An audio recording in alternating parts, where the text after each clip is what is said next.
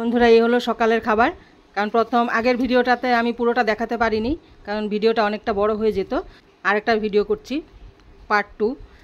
এই যে আলুর দম, আর মেয়ের বাবা বাজারে গিয়েছিল, ওখান থেকে পরোটা আর ঘুগনি নিয়ে এসছে। পরোটাটা বাড়িতে করিনি, আর তার সাথে ডিমের অমলেট আছে। এই হলো আজ আমাদের সকালের খাবার। ডিমের অমলেট অবশ্য আমি খাই না, মেয়ের বাবা খাবে।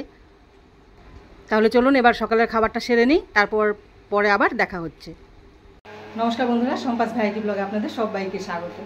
চলে এসেছি রান্নাঘরে। আগের ভিডিওতে আপনারা দেখেছেন মেয়ের বাবা বলেছিল যে আজ খুশিতে ভালো কিছু খাবে, আর তাহলে কি রান্না হবে দুপুরে ওটাই নিয়ে এসেছি আপনাদের সামনে আজ। তাহলে চলুন এবার দুপুরে কি রান্না করব পুরোটাই আপনাদের সামনে তুলে ধরবো, দেখতে থাকুন আর সঙ্গে থাকুন। আর সকালে কি খাওয়া হয়েছে ওটাও দেখিয়েছি। তাহলে এবার দেখাই কি রান্না করব দুপুরে। আজ তো সত্যি খুবই খুশি, মাকে ডাকলাম, মাকে ডেকে দেখালাম, মা খুব খুশি। তাহলে চলুন দেখাচ্ছি এবার কি রান্না করব। এই যে নিয়ে এসছে মটন। আগের ভিডিওতে বলেছিলাম যে মেয়ের বাবা বাজারে যাচ্ছে, দেখি কিভাবে রান্না করি, এখনও ভাবিনি।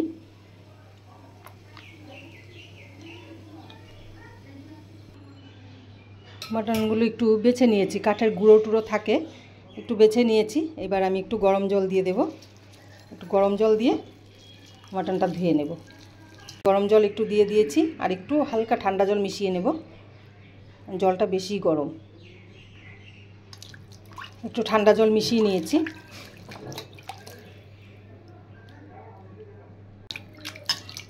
মটনগুলো এক ধোয়া দিয়ে উঠিয়ে নেব, আর বেশি ধোবো না।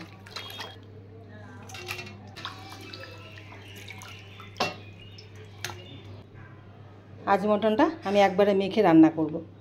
প্রথমে আমি কুচিয়ে রাখা পেঁয়াজ দিয়ে দিচ্ছি। এবার দিয়ে দেব জিরের গুঁড়ো, এখানে 4 থেকে 5 চামচ জিরের গুঁড়ো আছে।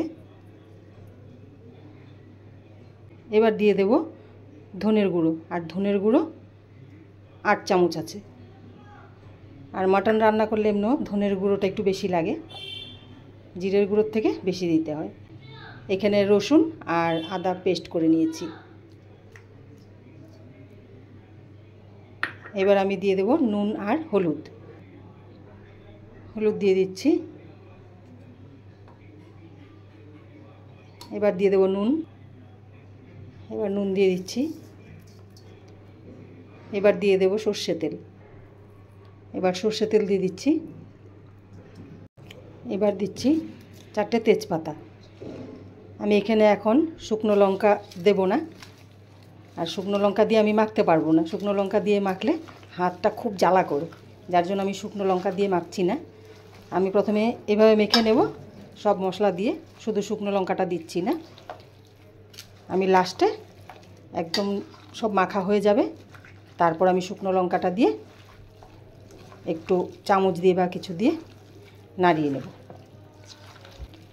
মটন এইভাবে রান্না করলে একবারে মেখে টেস্টটা কিন্তু দারুণ হয়। আমরা ছোটোবেলাতেও দেখতাম বেশিরভাগ মটন রান্না করলে এইভাবে মেখেই রান্না হতো। মটন মাখতে মাখতে মটনগুলো একদম নরম হয়ে যেত। বন্ধুরা, মটন ভালো করে মেখে নিয়েছি। আচ্ছা, এবার এখানে আমি লঙ্কার পেস্টটা দিয়ে দেব। আজ শুকনো লঙ্কা পেস্ট করে নিয়েছি, কালারটা দেখুন বন্ধুরা। আজ গুঁড়ো লঙ্কা দেইনি। এবার এটা চামচ দিয়ে আমি পুরোটা ভালো করে মিশিয়ে তারপর রান্না করব। আর এদিকে আমার কড়াইয়ে তেল দিয়ে দিয়েছি, মটনে তেল দেওয়া আছে তাই এখানে বেশি দেইনি। এবার আমি দিয়ে দেবো এখানে শুকনো লঙ্কা, তেজপাতা আর গোটা জিরে।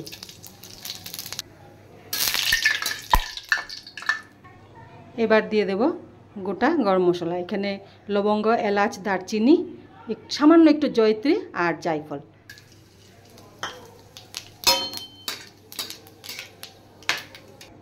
এবার আমি মেখে রাখা মটন দিয়ে দিচ্ছি।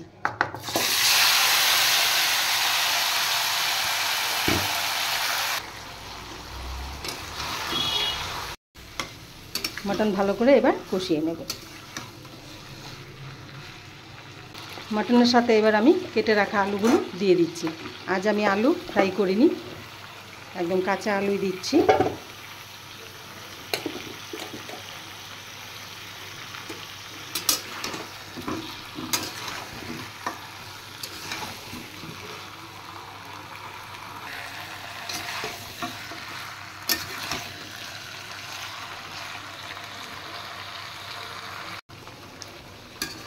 বন্ধুরা মটন হাফ কষানো হয়েছে, আর একটু কষাতে হবে।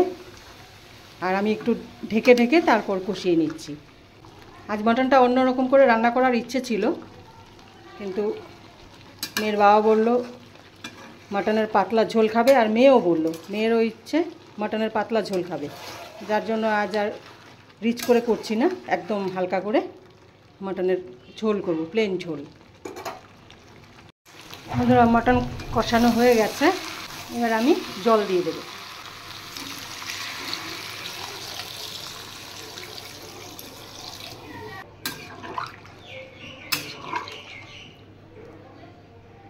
বন্ধুরা খেতে বসে পড়েছি, আর মটনের একদম পাতলা ঝোল করব বলেছিলাম, পাতলা ঝোলেই করেছি।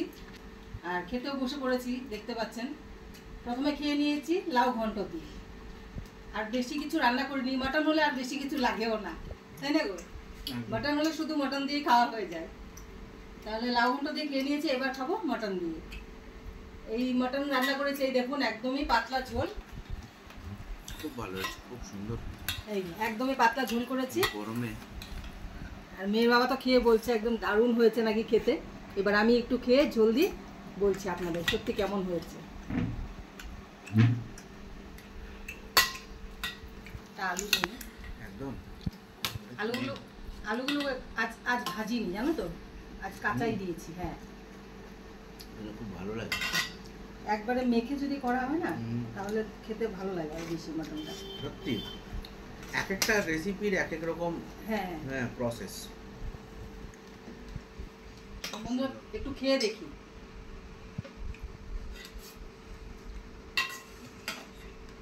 দারুণ হয়েছে, পাতলা ঝোল করেছি তো, খুবই ভালো লাগছে খেতে। লেবুটা দিয়ে এবার একটু গন্ধরাজ লেবু দিয়ে তারপর খেয়ে দেখি। আর মটনের মধ্যে গন্ধরাজ লেবু দিয়ে খেলে, মটনের পাতলা ঝোলের মধ্যে গন্ধরাজ লেবু দিয়ে টিপে খেলে দারুণ লাগে খেতে। দারুণ হয়েছে বন্ধুরা, কি ভালো হয়েছে তো। ভালো হয়েছে না? এটা খেয়ে দেখো, তুমি শান্তি পাচ্ছ। হ্যাঁ, কোনো হাঁসফাঁস উগ্র ব্যাপারটাই নেই। আর সত্যি ওরা একদম গরমে রিচ রান্না করলে মনে হয় কখনো খেয়ে শেষ করব।